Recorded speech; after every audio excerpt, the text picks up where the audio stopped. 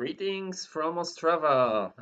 Yeah, I'm after the fifth round of Szachowy Ostravsky Konik tournament Open A, and today I was playing as black against Tillmann, but not Jan Tillmann, the famous Dutch grandmaster, but Stanislav, the youngster from Czechia, with rating 2069.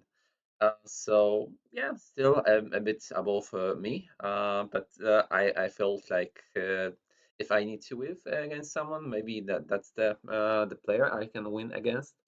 Yeah, I knew that probably he will play either A4 or B3, so I have prepared the French opening for playing against him. But I was surprised because yeah, in all the games that I have found of his, he was playing exchange variant with taking on D5. But during the game, it turned out that yeah, he just pushed the pawn to E5, so that's an advanced variation. Uh, I knew that probably as a youngster he has a lot of knowledge about the theory here. So this is why I have tried to play a sideline. So instead of playing queen to b6, I have decided to play bishop d7. And yeah, that's a sideline, as I said. Bishop to e2, queen to b6. Uh, Castle king side, and knight h6. And yeah, if I could describe this game, that was kind of the poker game, because there have been some bluffs on both sides here, and that was the first one that has been made by me. Because yeah, to be honest, I wasn't sure if I should allow my opponent to take the knight on h6. I thought that maybe I will just have the opportunity here to catch to take the rook to win the exchange, and thanks to that, yeah, winning the material.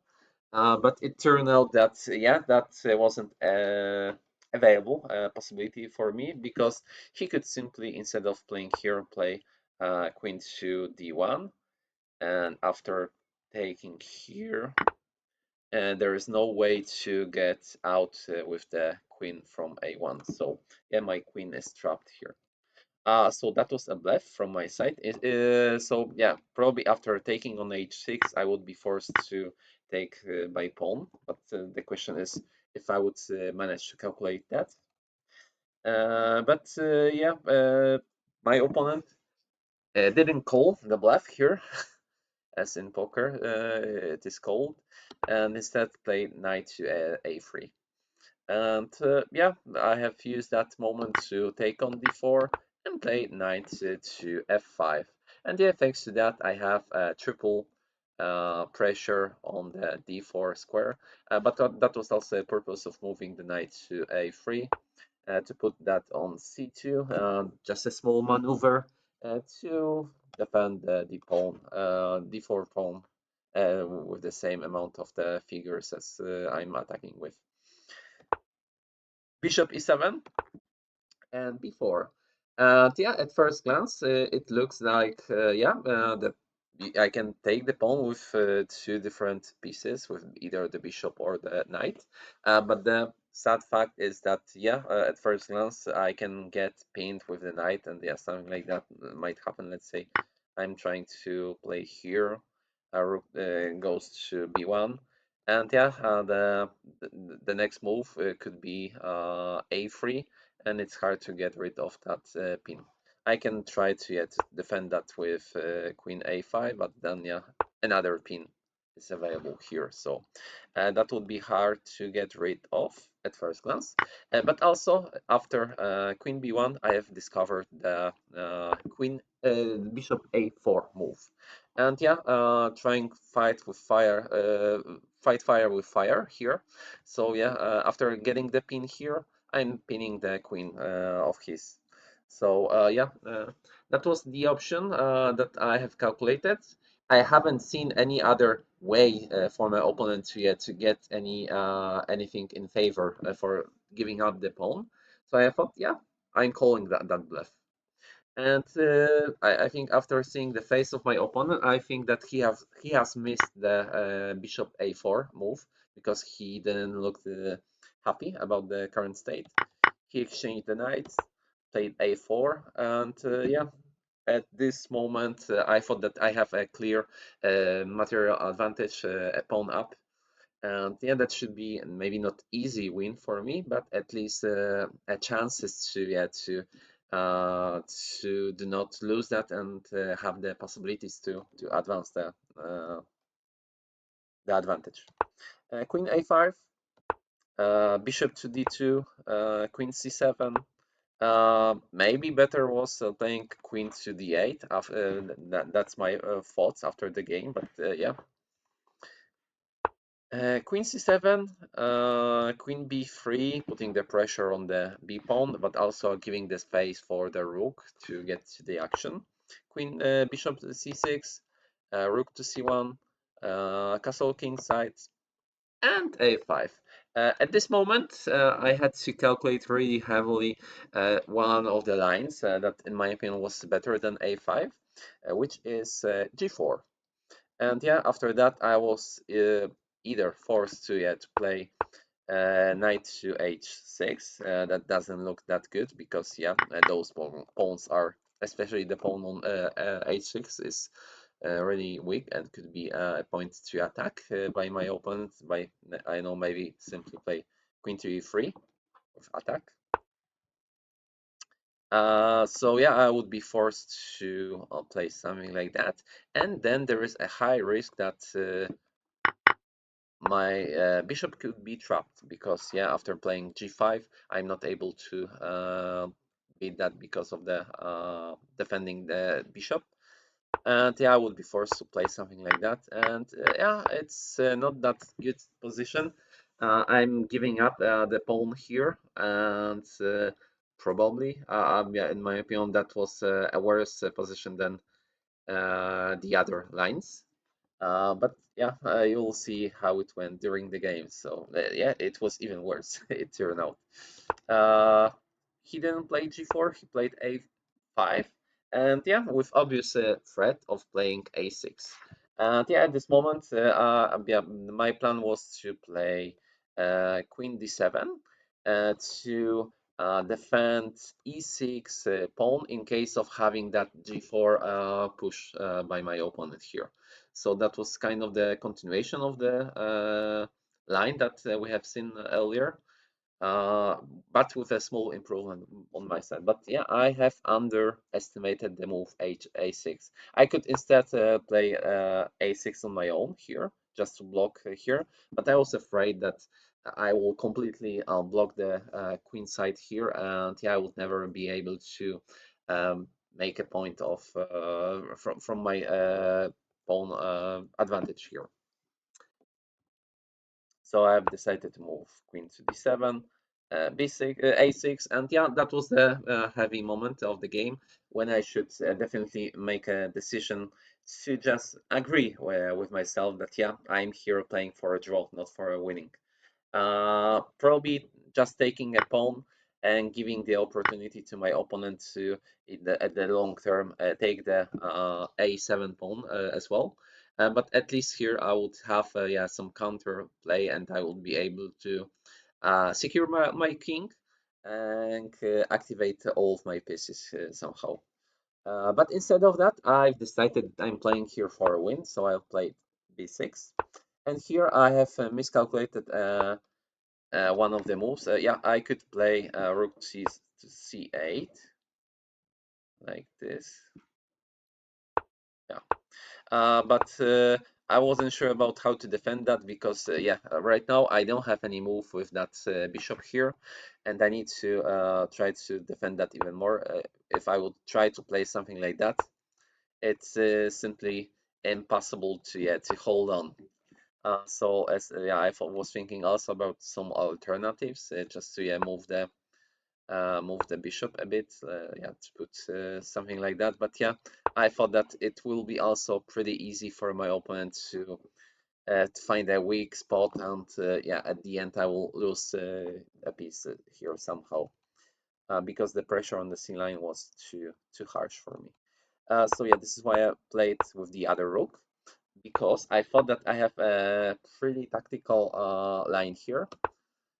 First of all, I have missed queen to b2. I thought that my opponent would play queen to a2.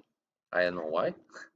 But yeah, he played queen to b2, and then after b5, I was pretty sure that this line works for me, because I thought that if my opponent will play here, I can easily take the rook on c3 with attacking the queen.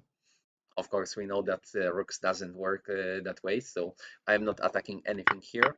And yeah, so he's not forced to take that rook back, but instead he can just easily take the queen, and it's winning position because of having rook and bishop for a queen is not the best exchange for me. And also the a7 pawn will be lost really quickly, and yeah, no chance to play that. Instead of that, yeah, I had to play for a draw here. Uh, at the end, we have the equal material, but as you can see, there is a high pressure on my queen side pawn a7. There are only two squares to make a queen, and yeah, the plan for my opponent would be to quickly play queen to b7, take the pawn, move the queen away, and yeah, just two squares from advancing the pawn. So that was an easy plan. I had to think about the counter attack, and my plan was to try to find and play for the perpetual here somehow. But first of all, I took care of my king, so decided to play. I've decided to play h5. Preventing some of the moves like g4 in the future. But what is even more important here, I'm also leaving the escape place for my king. He played h3, a really smart move. Queen to c7.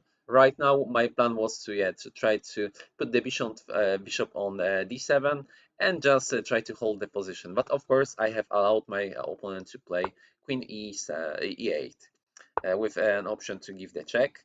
And here I had to calculate such scary lines like this one. But at the end, I thought that yeah, that should be a draw for me, because yeah, it's hard to make a progress here for him. I could just stand and yeah, not do much here. And if he would try to get here, I can play something like yeah, knight to c8, forcing the exchange of the knights. And yeah, I can make a way with my king to the queen. His queen on a8 is currently trapped, and it's hard for him to find a way. Of course, yeah, he can try to play something like that, but yeah, I can give a check. And yeah, what is very important here right now, I'm playing g6 because I had to calculate such a crazy lines, because yeah, that would be a draw kind of.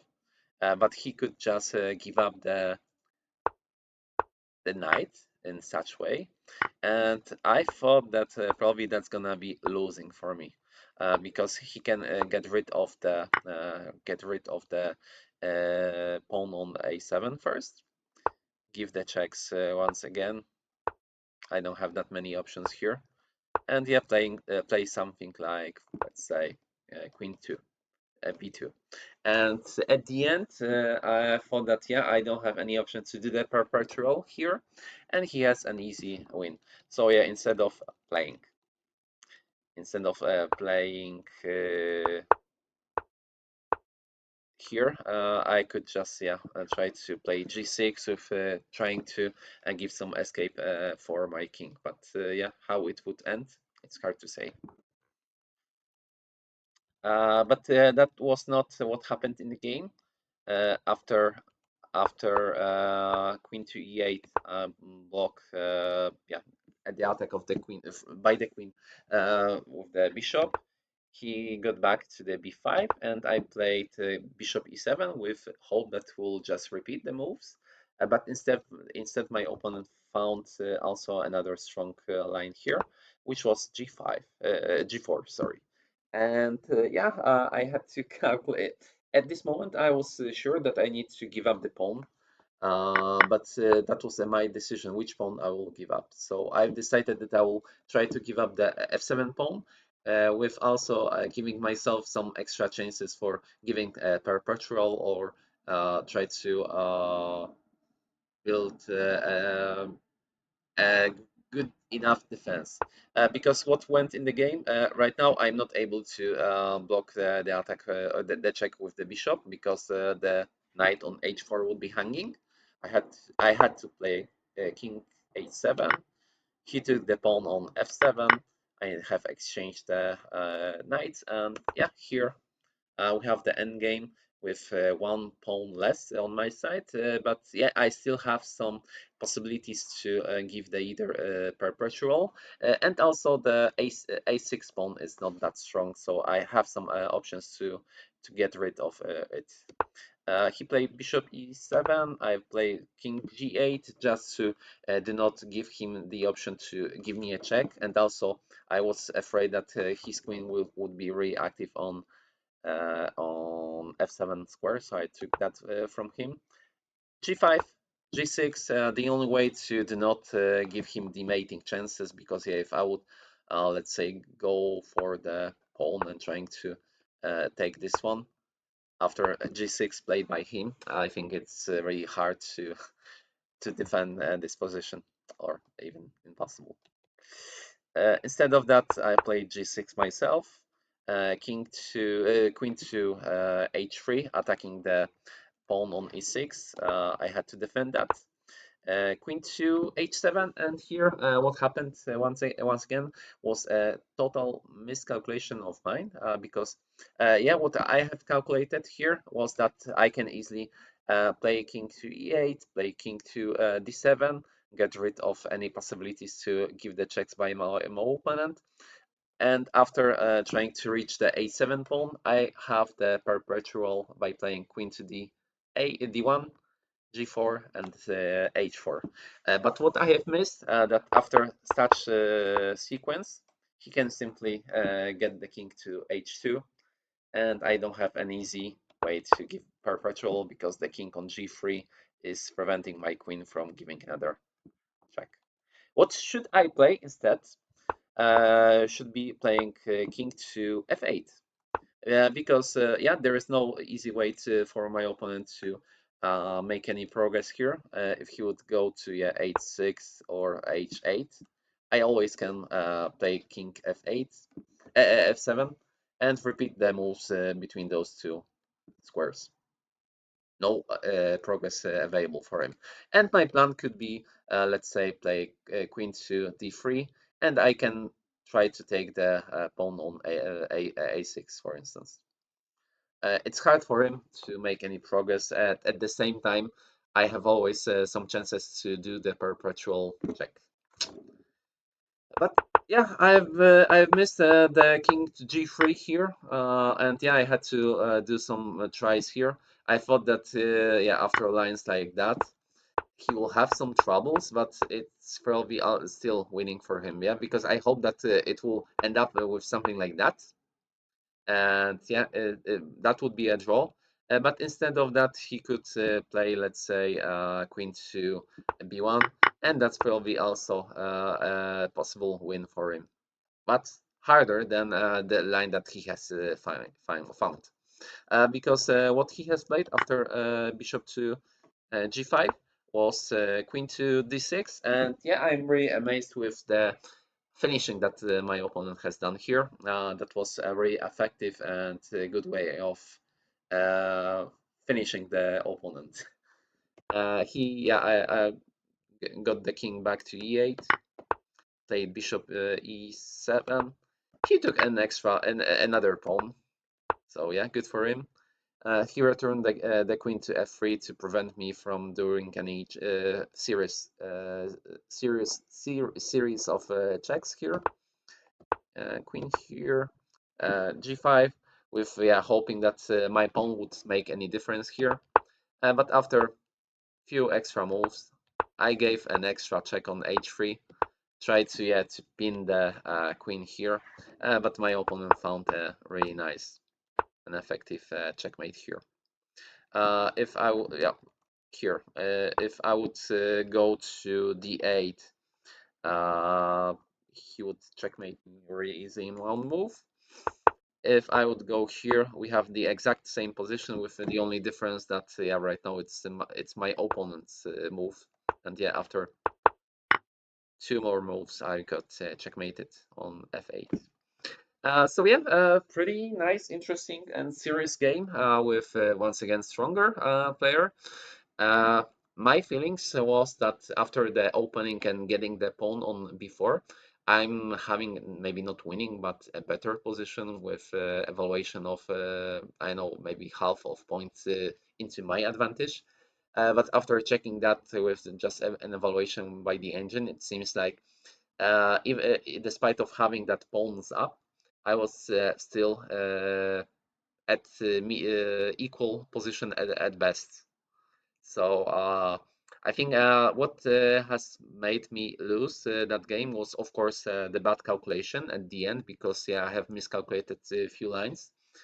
But also what has made the most trouble for me was not being able to accept that draw would be good enough at the position that I had, because uh, the evaluation that I had at my head was completely different from the one that the engine was showing here. But that's a lesson that I can take from this game. If you're still watching this video, please leave in the comment text about poker and your experience with poker, if you have ever played the poker, and if you like poker. That's just a link to the earlier bluff game that we had together with the opponent. But at the end, I have lost. I got maybe not overplayed, but I've simply made more mistakes than my opponent here. So that was a fair result. Tomorrow I will play first game against first game at this tournament against the player that has less than 2,000 FIDE rating. So I hope that finally I'll have my first win on my side. But we will see. Thank you very much for watching, and see you next time.